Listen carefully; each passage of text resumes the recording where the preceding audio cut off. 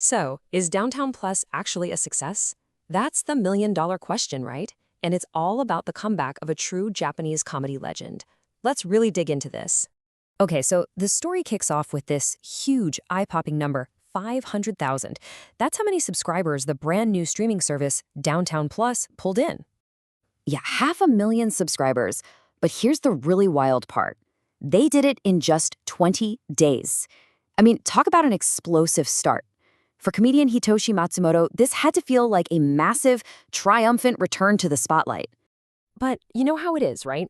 A big headline number like that, it almost never tells the whole story. So we've got to ask, what's really going on behind the curtain of this new venture? All right, first up, the man, the controversy. Because really, to get a handle on Downtown Plus, you have to understand the guy at the heart of it all, Hitoshi Matsumoto, and the whole situation that led to this thing even existing. So who is Hitoshi Matsumoto? Look, for anyone who doesn't know, this guy is an absolute titan in Japanese entertainment.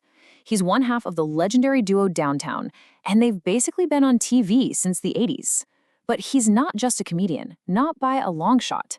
He's a super influential creator, a director, and the brain behind some huge projects, like the movie Big Man Japan and that wild series documentary. Okay, so this timeline really lays out how his whole career just got turned upside down. You see, after decades of being a top TV star, things took a sharp turn in late 2023 when a magazine published some really serious allegations. Matsumoto denied everything and even filed a lawsuit for defamation. But he also stepped away from, well, everything. He went on a total hiatus. Then, by late 2024, that lawsuit was dropped. And just a little while later, on November 1st, 2025, bam, Downtown Plus launches. This was his official comeback, but it was completely on his own terms. So that just begs the question, right? His mainstream TV career is basically on hold. So how does that pivot into launching a whole new streaming service completely from scratch? Okay, let's get into the Downtown Plus blueprint. We're going to deconstruct the business model here. So, what is Downtown Plus? At its core, it's a direct-to-fan subscription service. Think of it like this. It's a dedicated home for all their stuff. New original content, archives of their classic shows, and even solo projects from both Hitoshi Matsumoto and his partner Masatoshi Hamada. It's their own little self-contained universe. And here's the breakdown at a glance. The price? 1,100 yen a month. What do you get? New shows, old classics, solo stuff. And you can watch it on a dedicated app for your computer, phone, or TV. Pretty straightforward, right? But that price, that's where things get a little tricky. See, when you put that 1,100 yen price tag next to, say, Netflix or Prime Video, services with massive libraries for about the same price or even less, a lot of people started thinking, that feels a little steep. Which, of course, leads to the big question.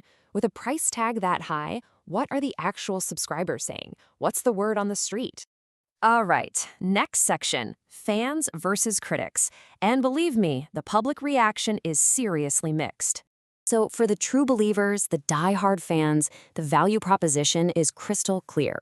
They're saying, finally, this is the return of that no-holds-barred, free-form comedy that you just can't see on regular broadcast TV anymore. For them, it's exactly what they've been missing. But then you've got the other side of the coin, even from people who are fans of his work. They're basically asking, look, I love the guy, but is the amount of stuff we're getting and the quality really worth this price, month after month? It's a fair question. And this chart, it really breaks down that split feeling perfectly. You've got a solid 40% who are just all in, riding that initial wave of enthusiasm. But then look closer. 30% are like, okay, I'm optimistic, but let's see. And then you have a whole chunk, 25%, plus another 5%, who have serious concerns about the price and the content. Some are even already thinking about canceling. So yeah, that initial excitement is definitely being cooled by some real-world skepticism. So this brings us right back to where we started. That huge 500,000 subscriber number, is that really a sign of true, long-lasting success? Or is it just a flash in the pan? Okay, final section. Let's get to the real verdict on success. We've got to look way beyond those initial launch numbers.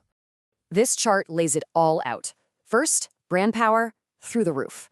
That's what got them those 500,000 subscribers right out of the gate. No question. But content value? That's shaky. It's a huge point of debate, so we'll call it medium. And then the real kicker: long-term retention. That's the biggest unknown of all. And honestly, it's the only thing that will determine if this is a sustainable business. So if they want this to be a long-term win, they've got some massive hurdles to clear.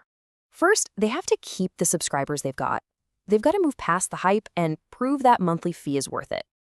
Second, they need to keep pumping out quality content and often enough to compete in this crazy crowded media world. And third, and this is a big one, they have to figure out how to not be completely dependent on just one comedy duo. That's a huge risk. And all of this leaves us with one final big picture question. Is Downtown Plus some kind of revolutionary new blueprint for creators to go directly to their fans? Or, when you strip it all away, is it just a very, very successful multi-million-dollar fan club?